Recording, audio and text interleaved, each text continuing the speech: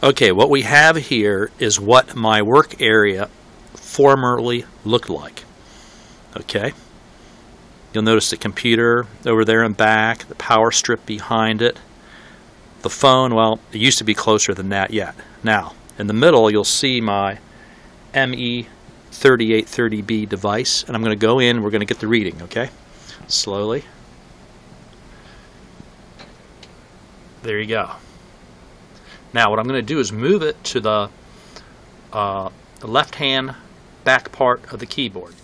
Now I have my device in place at the rear of the keyboard to the left, and you'll notice the reading I'm now getting. This is the equivalent of 1.3 milligauss. Keep in mind I am measuring now in nanoteslas, so what you would do is move the decimal point to the left 2 places to get your milligauss reading. Now I have my work area cleaned up. I pushed the computer to the back and put the power strip behind it. I've also moved back the monitor some, and the speakers should be a little further back. Okay, now we're going to zoom in here and get the reading. You'll notice it is much lower. Now what we're going to do is move that device to the left rear corner of the keyboard so you can see the difference there as well. The device is now at the left rear corner of the keyboard. I'm going to zoom in on that.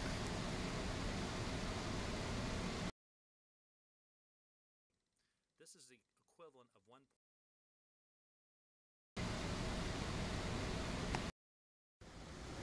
I am now at a coworker's desk, which does not seem too bad right now.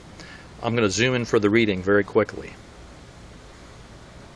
What you will notice is there's a fan over there to the left. Well, generally, this person likes to work with that fan on continually. I will be right back, and you'll see what happens when I turn that fan on. The fan is now running, and it is running low. You'll notice quite an increase in the reading. Now notice as I slide it over, sorry about the jerkiness in the video, depending on where I move it, my reading goes up. As I get closer to the fan, it goes higher. What you have now is about the equivalent of 14.5 milligauss. You must remember we are measuring in nanoteslas, which multiplies the reading by 100. Basically, you divide by 100 and you get your true reading. We're about 14.5. And if you had a needle type device, the needle will be very steady right now. Now watch as I even move closer.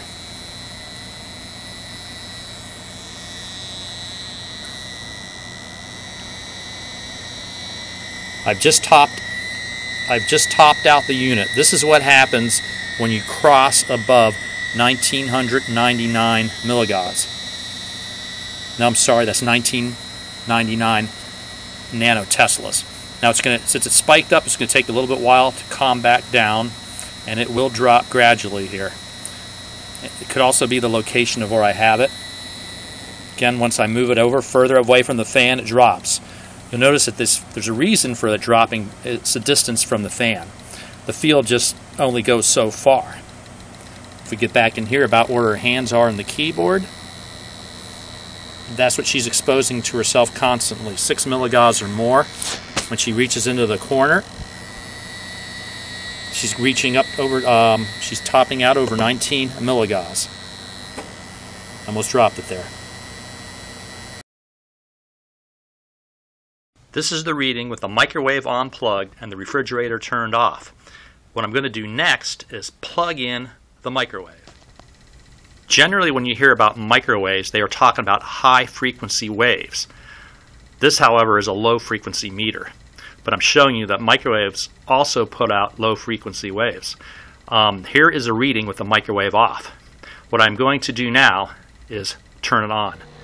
This is the microwave running at about the distance you would probably be standing for it if you were in a hurry. Now, it seems like it's fluctuating a lot, but it's not. What you have to remember is if you have a milligauss meter, this will be staying right around the 6. The fluctuations you are seeing are 1/100th of a milligauss. So you're really just pretty much holding steady around 6. I'm going to take it one step further because this is at a low level. This is probably near your waist level if you're using the microwave.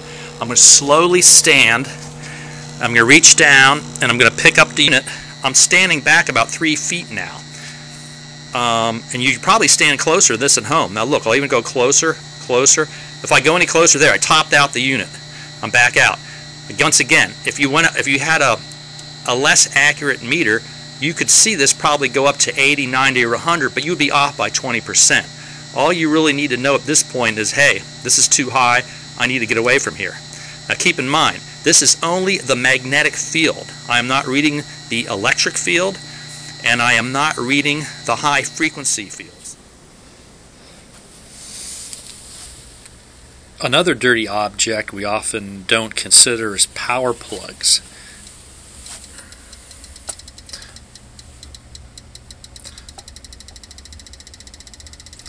This one's not so bad, but as we pull away, obviously it gets less and less. You don't want to be sitting more than 3 or 4 feet near something like this one. Now I'm going to show you one more. This is a really dirty one.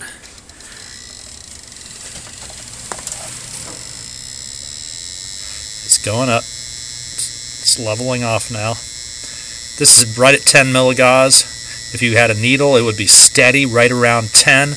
These fluctuations are very slight. Some people think 10 milligauss is the danger point. So there you have it. Let's pull back away. And again, as you get we're about 3 feet away. Jumping back. I'm guessing about 5 feet in there now. Of course, you can't see it very well because of the lighting.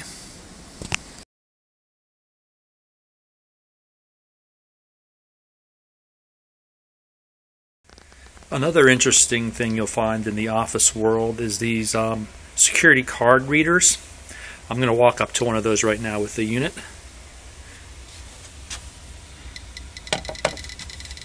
We'll let it stabilize.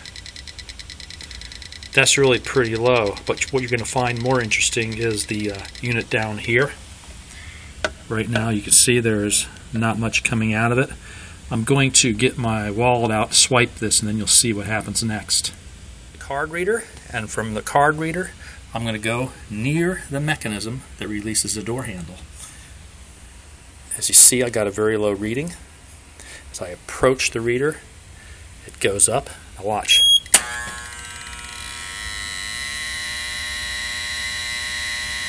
I topped it out. I'm going to drop back a little.